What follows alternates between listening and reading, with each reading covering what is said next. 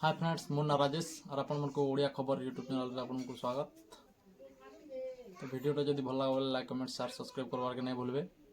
तो आज रिएक्शन देमा गोटे ओडिया न्यूज चैनल ऊपर चार ना होचे ओडिया शक्ति टीवी। अगस्ट 10 तारिख चलतु जाणी नवा आज दिन सबकि टॉप न्यूज अपडेट देश विदेश ठू आरंभ करी ओडिशार समस्त गुरुत्वपूर्ण खबर जानीपारे से आपण को अनुरोध वीडियोटी शेष जाए निश्चय देखिए वीडियो को लाइक करेंगे जहाद्वारा आज दिन सबकि टॉप न्यूज अपडेट जानीपारे।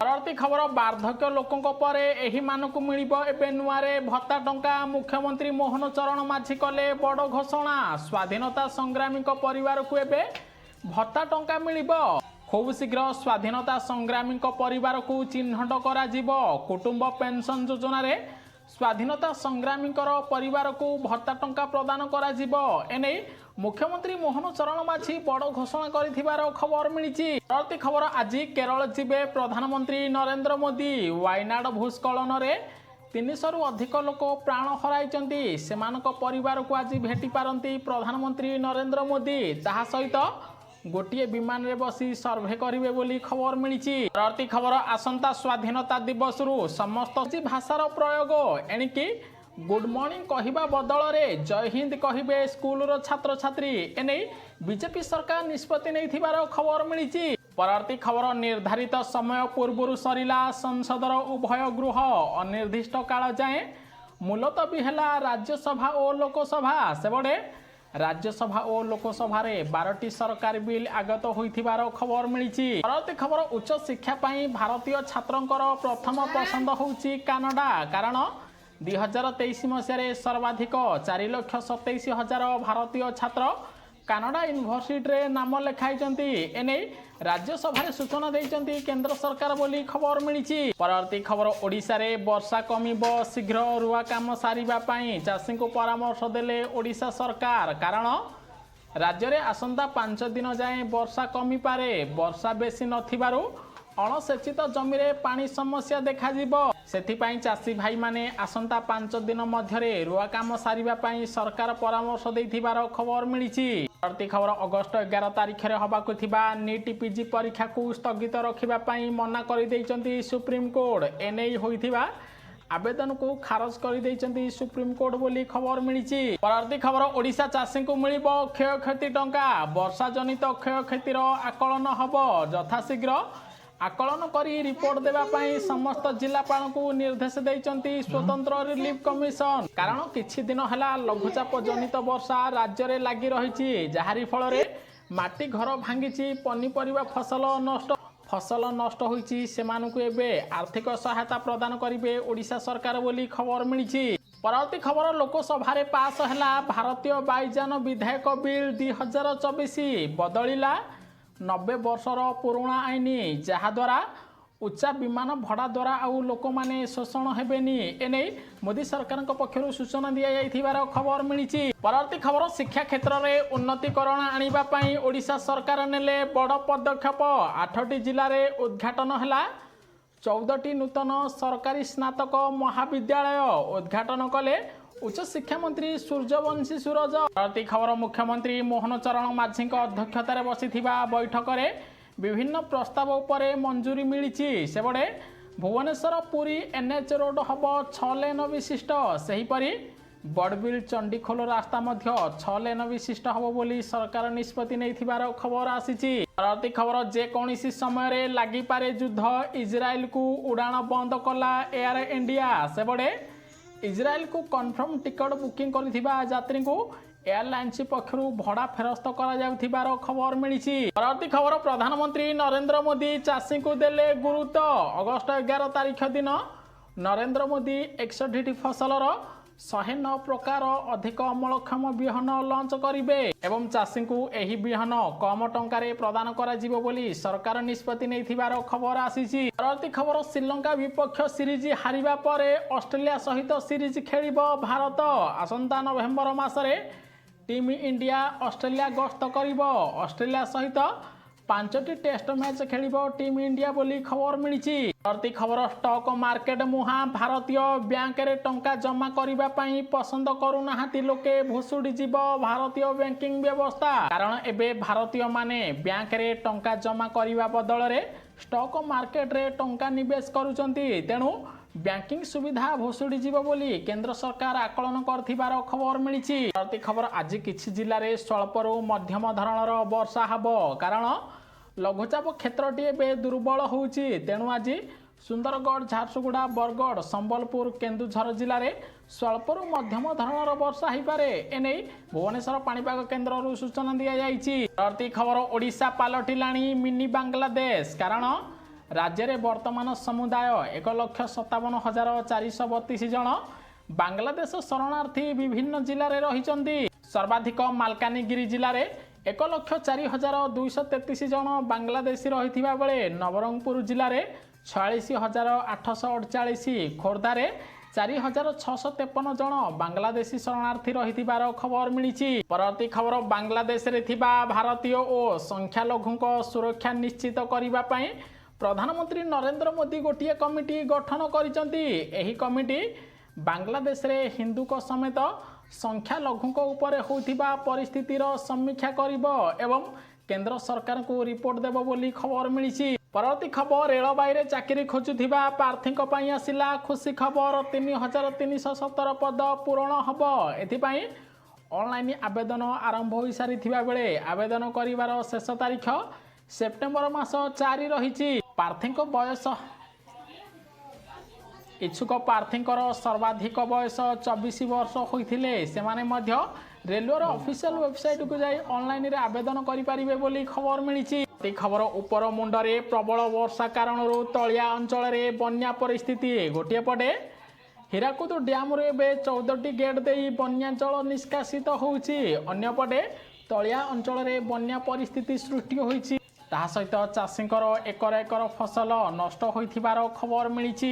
ପରବର୍ତ୍ତୀ ଖବର ଓଡ଼ିଶାରେ ଲାଗି ରହିଥିବା ଆଳୁ ସଂକଟର ହେବ ସମାଧାନ। ମହାପ୍ରଭୁ ଶ୍ରୀଜଗନ୍ନାଥଙ୍କ ବଡ଼ଗ୍ରାହୀ ଜଗନ୍ନାଥ ସ୍ୱାଇଁ ମହାପାତ୍ର କୋଲକାତା ଯାଇଛନ୍ତି। ସେପଟେ ଓଡ଼ିଶାକୁ ଯଥାଶୀଘ୍ର ଆଳୁ ପଠାଇବା ପାଇଁ ପଶ୍ଚିମବଙ୍ଗର ମୁଖ୍ୟମନ୍ତ୍ରୀ ମମତା ବାନାର୍ଜୀଙ୍କ ସହିତ ଆଲୋଚନା କରିବେ ଜଗନ୍ନାଥ ସ୍ୱାଇଁ ବୋଲି ଖବର ମିଳିଛି। ପରବର୍ତ୍ତୀ ଖବର ପୁଣି ଆଦିବାସୀଙ୍କ ସ୍ୱାର୍ଥରେ ବାହାରିଲେ ନବୀନ ପଟ୍ଟନାୟକ। ସମ୍ବିଧାନର 8ମ ଅନୁସୂଚୀରେ ରାଜ୍ୟର ଅନୁସୂଚିତ ଜାତି ତାଲିକାରେ 169ଟି ସମ୍ପ୍ରଦାୟ ଓ ଅନେକ ଆଦିବାସୀ ଭାଷାକୁ ଅନ୍ତର୍ଭୁକ୍ତ କରିବା ପାଇଁ ବିଧାନସଭାରେ ଦାବି କରିଛନ୍ତି ନବୀନ ପଟ୍ଟନାୟକ ବୋଲି ଖବର ମିଳିଛି। ପରବର୍ତ୍ତୀ ଖବର ଜେଲ୍ ଯିବେ ଭିକେ ପାଣ୍ଡିଆନ, ଚାଲିଛି ତଦନ୍ତ। ଖର୍ଚ୍ଚ କରିଛନ୍ତି ଓଡ଼ିଶାର 500 କୋଟି ଟଙ୍କା। କାରଣ ନିର୍ବାଚନ ପୂର୍ବରୁ ଭିକେ ପାଣ୍ଡିଆନ ହେଲିକପ୍ଟର ମାଧ୍ୟମରେ ବିଭିନ୍ନ ଜିଲ୍ଲା ଗସ୍ତ କରିଥିଲେ। ଏବେ ପାଣ୍ଡିଆନଙ୍କ ହେଲିକପ୍ଟର ଖର୍ଚ୍ଚର ତଦନ୍ତ ଚାଲିଛି। ଏନେଇ ପରିବହନ ମନ୍ତ୍ରୀ ବିଭୂତି ଜେନା ସୂଚନା ଦେଇଛନ୍ତି। କହିଛନ୍ତି ଯେ ଏଥିରେ ଯିଏ ଦୋଷୀ ସାବ୍ୟସ୍ତ ହେବେ ତାଙ୍କ ଉପରେ ଦୃଢ଼ କାର୍ଯ୍ୟାନୁଷ୍ଠାନ ନିଆଯିବ। ତାହା ସହିତ ରାଜକୋଷରୁ 500 ଟଙ୍କା ଖର୍ଚ୍ଚ ହୋଇଥିବାରୁ ଯଦି ଭିକେ ପାଣ୍ଡିଆନ ଏଥିରେ ଦୋଷୀ ସାବ୍ୟସ୍ତ ହେବେ ତେବେ ଭିକେ ପାଣ୍ଡିଆନ ମଧ୍ୟ ଜେଲ୍ ଯାଇପାରନ୍ତି ବୋଲି ଖବର ମିଳିଛି। ପରବର୍ତ୍ତୀ ଖବର ଚାଷୀମାନଙ୍କୁ ମିଳିବ 2,000 ଟଙ୍କା ବୋନସ୍। ସ୍ୱାଧୀନତା ଦିବସ ପୂର୍ବରୁ ବଡ଼ ଭେଟି ଦେଲେ ସରକାର। ସେପଟେ କେନ୍ଦ୍ର ଓ ରାଜ୍ୟ ସରକାର କୃଷକମାନଙ୍କୁ ଆରାମ ଯୋଗାଇବା ପାଇଁ ନିଜସ୍ୱ ଉପାୟରେ ଅନେକ ଯୋଜନା ଆରମ୍ଭ କରିଛନ୍ତି। ଏବେ କମ୍ ବର୍ଷା ହେତୁ ସରକାର ଚାଷୀଙ୍କୁ ଏକର ପିଛା 2,000 ଟଙ୍କା ବୋନସ୍ ଦେବା ପାଇଁ ନିଷ୍ପତ୍ତି ନେଇଛନ୍ତି। ସମସ୍ତ ଖରିଫ ଫସଲ ଉପରେ ଏହି 2,000 ଟଙ୍କା ବୋନସ୍ ଦିଆଯିବ। କୃଷକମାନଙ୍କୁ 15 ଅଗଷ୍ଟ ସୁଦ୍ଧା ମେରି ଫସଲ ମେରି ବୈରୁ ପୋର୍ଟାଲରେ ପଞ୍ଜୀକରଣ କରାଇବାକୁ ପଡ଼ିବ, ଯାହାରି ଫଳରେ ଚାଷୀମାନଙ୍କୁ 2,000 ଟଙ୍କା ପ୍ରଦାନ କରାଯିବ। ପ୍ରଥମ ପର୍ଯ୍ୟାୟରେ ହରିୟାଣା ଚାଷୀଙ୍କୁ ଏହି 2,000 ମିଳିବ। ଆଗାମୀ ଦିନରେ ଓଡ଼ିଶାଠୁ ଆରମ୍ଭ କରି ଦେଶର ସବୁ ରାଜ୍ୟର ଚାଷୀଙ୍କୁ 2,000 ବୋନସ୍ ମିଳିବ ବୋଲି ଖବର ଆସିଛି। ପରବର୍ତ୍ତୀ ଖବର ପ୍ରଧାନମନ୍ତ୍ରୀ କିଷାନ ଯୋଜନାକୁ ନେଇ ଆସିଲା ବଡ଼ ଅପଡେଟ୍। ବନ୍ଦ ହୋଇଯିବ କିଷାନ ଯୋଜନାରେ ନୂଆ ଆବେଦନ। ଆପଣ ଜାଣି ନିଅନ୍ତୁ କ'ଣ କରିବେ। ଗୋଟିଏ ପଟେ ଓଡ଼ିଶାକୁ ମିଳିଛି ନୂଆ ବିଜେପି ସରକାର। ବିଜେପି ସରକାର ଚଳିତ ଥର ଓଡ଼ିଶାର ପାଖାପାଖି 7 ଲକ୍ଷ ଚାଷୀଙ୍କୁ କିଷାନ ଯୋଜନାରେ ସାମିଲ କରିବ। ତେଣୁ ଅନଲାଇନ୍ ଆବେଦନ ପ୍ରକ୍ରିୟା ଜାରି ରଖିଛନ୍ତି ସରକାର। ଯଦି ଆପଣ ଜଣେ ଚାଷୀ କିଷାନ ଯୋଜନାରେ ସାମିଲ ହେବା ପାଇଁ ଚାହୁଁଛନ୍ତି ଆଜିଠାରୁ ଆପଣ କିଷାନ ଯୋଜନାରେ ନୂଆରେ ଆବେଦନ କରିପାରିବେ, ଯାହାରି ଫଳରେ ଆପଣଙ୍କୁ କିଷାନ ଯୋଜନାର 18ତମ କିସ୍ତିର 2000 ଟଙ୍କା ପ୍ରଦାନ କରାଯିବ। ଅନ୍ୟପଟେ କିଷାନ ଯୋଜନାର ଅନଲାଇନ୍ ଆବେଦନ ଅଗଷ୍ଟ ମାସ 30 ତାରିଖରେ ବନ୍ଦ ହୋଇଯିବ। ଯଦି ଆପଣ ଏପର୍ଯ୍ୟନ୍ତ ଆବେଦନ କରିନାହାନ୍ତି ଯଥାଶୀଘ୍ର ଆବେଦନ କରନ୍ତୁ, ଆପଣଙ୍କୁ ମଧ୍ୟ କିଷାନ ଟଙ୍କା ମିଳିବ।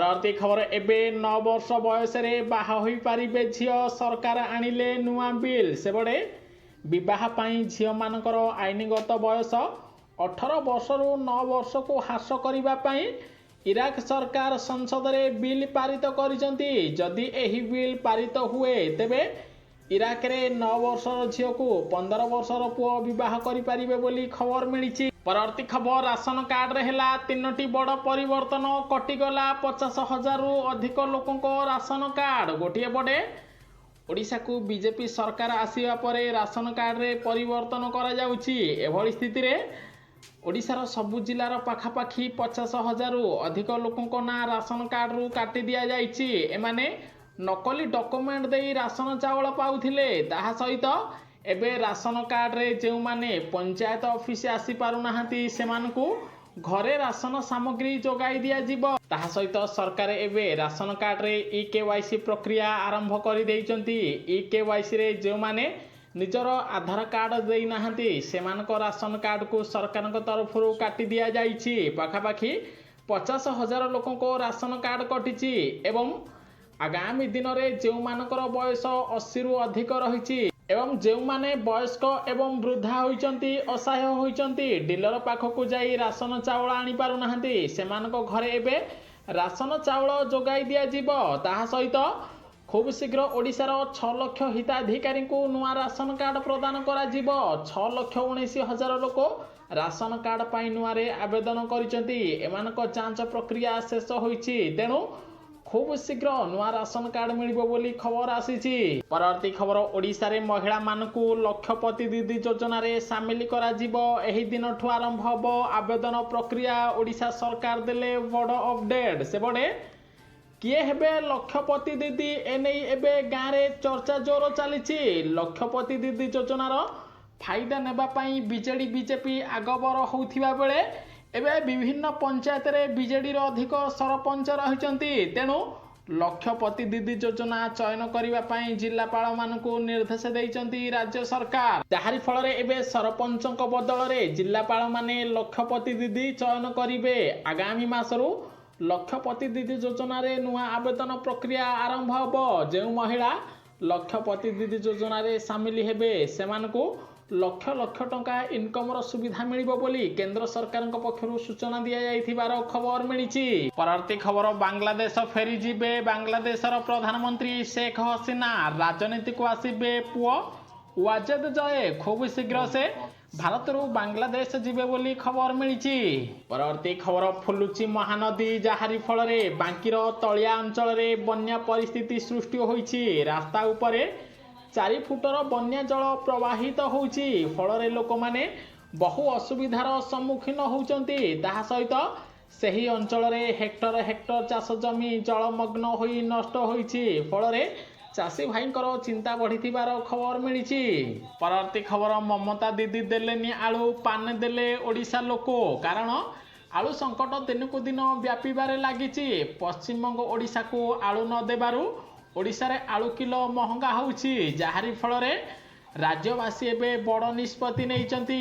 ଓଡ଼ିଶାକୁ ଯାଉଥିବା ପଶ୍ଚିମବଙ୍ଗରୁ ସମସ୍ତ ଖାଦ୍ୟ ସାମଗ୍ରୀ ଗାଡ଼ିକୁ କଟକର ମଙ୍ଗୁଳି ଛକରେ ଅଟକାଇ ରଖିଛନ୍ତି ବିଭିନ୍ନ ସାମାଜିକ ସଂଗଠନ। ଯଦି ପଶ୍ଚିମବଙ୍ଗ ସରକାର ଆଳୁ ନ ପଠାଇବେ ତେବେ ଓଡ଼ିଶାରୁ ମଧ୍ୟ କୌଣସି ଖାଦ୍ୟ ସାମଗ୍ରୀ ପଶ୍ଚିମବଙ୍ଗ ଯିବ ନାହିଁ ବୋଲି ଲୋକମାନେ ଚେତାବନୀ ଦେଇ ଗାଡ଼ି ଅଟକାଇଥିବାର ଖବର ମିଳିଛି। ପରବର୍ତ୍ତୀ ଖବର, ଏବେ ଓଡ଼ିଶା ଲୋକଙ୍କୁ ଓଡ଼ିଶାରେ ମିଳିବ ନିଯୁକ୍ତି, ଦାଦନ ହଟିବ। ଏନେଇ ମୁଖ୍ୟମନ୍ତ୍ରୀ ମୋହନ ଚରଣ ମାଝୀ ନେଲେ ବଡ଼ ନିଷ୍ପତ୍ତି। କାରଣ ପଶ୍ଚିମ ଓଡ଼ିଶାରେ ଏବେ ଦାଦନ ସମସ୍ୟା ବୃଦ୍ଧି ପାଉଛି। ତେଣୁ ପଶ୍ଚିମ ଓଡ଼ିଶାର ଜନଜାତିଙ୍କୁ ଖଣିରେ ନିଯୁକ୍ତି ଦେବା ପାଇଁ ସମସ୍ତ କମ୍ପାନୀକୁ ନିର୍ଦ୍ଦେଶ ଦେଇଛନ୍ତି ମୁଖ୍ୟମନ୍ତ୍ରୀ ମୋହନ ଚରଣ ମାଝୀ। ଯାହାରି ଫଳରେ ଓଡ଼ିଶାରୁ ଏବେ ଦାଦନ ହଟିବ ବୋଲି ଜଣାପଡ଼ିଛି। ପରବର୍ତ୍ତୀ ଖବର, ଆସିପାରୁନି ପଶ୍ଚିମବଙ୍ଗରୁ ଆଳୁ, ଓଡ଼ିଶା ସରକାରଙ୍କ ଉପରେ ବର୍ଷିଲେ ଲୋକେ। ଡବଲ ଇଞ୍ଜିନ ସରକାର ଡବଲ ବିକାଶ ବଦଳରେ ଆଳୁ କିଲୋ 3 ଗୁଣା ବୃଦ୍ଧି କରିଛନ୍ତି। ଅନ୍ୟପଟେ ପୂର୍ବତନ ସରକାର ଥିବାବେଳେ ପଶ୍ଚିମବଙ୍ଗ ଓଡ଼ିଶାକୁ ଶସ୍ତାରେ ଆଳୁ ଯୋଗାଇ ଦେଉଥିଲା। ଏବେ ଓଡ଼ିଶାକୁ ବିଜେପି ସରକାର ଡବଲ ଇଞ୍ଜିନର ବିକାଶ ନେଇ ଆସିଥିବା ବେଳେ ଆଳୁ କିଲୋ 3 ଗୁଣା ବୃଦ୍ଧି ପାଇଛି। ପୂର୍ବରୁ ଆଳୁ କିଲୋ 20 ଟଙ୍କା ଥିବା ବେଳେ ଏବେ ଆଳୁ କିଲୋ ପିଛା 60 ଟଙ୍କାରେ ଛୁଇଁଛି, ଯାହାରି ଫଳରେ ଲୋକମାନଙ୍କ ମଧ୍ୟରେ ଅସନ୍ତୋଷ ବୃଦ୍ଧି ପାଇଥିବାର ଖବର ମିଳିଛି। ପରବର୍ତ୍ତୀ ଖବର, ଓଡ଼ିଶାରେ ସୃଷ୍ଟି ହେବ ବନ୍ୟା ପରିସ୍ଥିତି। 10 ଜିଲ୍ଲାର ଜିଲ୍ଲାପାଳଙ୍କୁ ସତର୍କ କରାଇଲେ ସ୍ୱତନ୍ତ୍ର ରିଲିଫ କମିଶନର। କାରଣ ହୀରାକୁଦରୁ ଆଉ 6ଟି ଗେଟ୍ ଦେଇ ବନ୍ୟା ଜଳ ନିଷ୍କାସିତ କରାଯାଉଛି। ତେଣୁ ଆଜି ସମ୍ବଲପୁର, ସୋନପୁର, ନୟାଗଡ଼, ଅନୁଗୁଳ, ବୌଦ୍ଧ, ପୁରୀ, ଖୋର୍ଦ୍ଧା, କଟକ, ଜଗତସିଂହପୁର, କେନ୍ଦ୍ରାପଡ଼ା ଅଞ୍ଚଳର ତଳିଆ ଅଞ୍ଚଳରେ ବନ୍ୟା ପରିସ୍ଥିତି ସୃଷ୍ଟି ହୋଇପାରେ ବୋଲି ଖବର ମିଳିଛି। ପରବର୍ତ୍ତୀ ଖବର, ଉପମୁଖ୍ୟମନ୍ତ୍ରୀଙ୍କୁ ମିଳିଲା ଜାମିନ 3ଟି ସର୍ତ୍ତ ସହିତ। 17 ମାସ ପରେ ଦିଲ୍ଲୀର ଉପମୁଖ୍ୟମନ୍ତ୍ରୀ ମନୀଷ ସିସୋଦିଆଙ୍କୁ ଜାମିନ ଦେଇଛନ୍ତି ସୁପ୍ରିମକୋର୍ଟ ବୋଲି ଖବର ମିଳିଛି, ଯାହାରି ଫଳରେ ମୋଦି ସରକାରଙ୍କୁ ବଡ଼ ଝଟକା ଲାଗିଛି। ପରବର୍ତ୍ତୀ ଖବର, ଜଳପଥ ଦେଇ ଓଡ଼ିଶାକୁ ଆସିପାରନ୍ତି ବାଂଲାଦେଶୀ ମତ୍ସ୍ୟଜୀବୀଙ୍କୁ ସଚେତନ କଲା ମତ୍ସ୍ୟ ବିଭାଗ। ଗୋଟିଏ ପଟେ ବାଂଲାଦେଶରେ ହିଂସା ପରିସ୍ଥିତି ଜାରି ରହିଥିବା ବେଳେ ଅନ୍ୟପଟେ ଜଳପଥ ଦେଇ ଓଡ଼ିଶାକୁ ଆସିପାରନ୍ତି ବାଂଲାଦେଶୀ। ତେଣୁ ମତ୍ସ୍ୟଜୀବୀମାନଙ୍କୁ ସତର୍କ କରାଇଛି ଓଡ଼ିଶା ସରକାର ବୋଲି ଖବର ମିଳିଛି। ପରବର୍ତ୍ତୀ ଖବର, ପ୍ରଧାନମନ୍ତ୍ରୀ ନରେନ୍ଦ୍ର ମୋଦି ହର ଘର ତ୍ରିରଙ୍ଗା ଅଭିଯାନରେ ସାମିଲ ହୋଇ ନିଜ ପ୍ରୋଫାଇଲ ଫଟୋ ପରିବର୍ତ୍ତନ କରିଛନ୍ତି। ପ୍ରୋଫାଇଲ ଫଟୋରେ ସେ ତ୍ରିରଙ୍ଗା ବା ଜାତୀୟ ପତାକା ରଖିଛନ୍ତି। ତାହା ସହିତ ସ୍ୱାଧୀନତା ଦିବସ ପୂର୍ବରୁ କୋଟି କୋଟି ଦେଶବାସୀଙ୍କୁ ନିଜ ପ୍ରୋଫାଇଲ ଚେଞ୍ଜ କରିବା ପାଇଁ ମୋଦି ପରାମର୍ଶ ଦେଇଥିବାର ଖବର ମିଳିଛି। ପରବର୍ତ୍ତୀ ଖବର, କର୍ମଚାରୀ ଚୟନ ଆୟୋଗ ASC ପକ୍ଷରୁ ଆସିଛି ଏକ ବଡ଼ ଅପଡେଟ୍। CGL ପରୀକ୍ଷା 2024 ଟାୟାର 1ର ତାରିଖ ଘୋଷଣା କରାଯାଇଛି। ଆସନ୍ତା ସେପ୍ଟେମ୍ବର 9ରୁ 26 ତାରିଖ ପର୍ଯ୍ୟନ୍ତ ଏହି ପରୀକ୍ଷା ଚାଲିବ। ନ୍ୟୁଜ୍ଟି ସମ୍ପୂର୍ଣ୍ଣ ଦେଖିଥିବାରୁ ଆପଣଙ୍କୁ ବହୁତ ବହୁତ ଧନ୍ୟବାଦ। ଭିଡ଼ିଓକୁ ଲାଇକ୍ କରି ସେୟାର କରିବେ ସମସ୍ତେ। ଆଜି ଦିନର ସବୁକିଛି ଟପ୍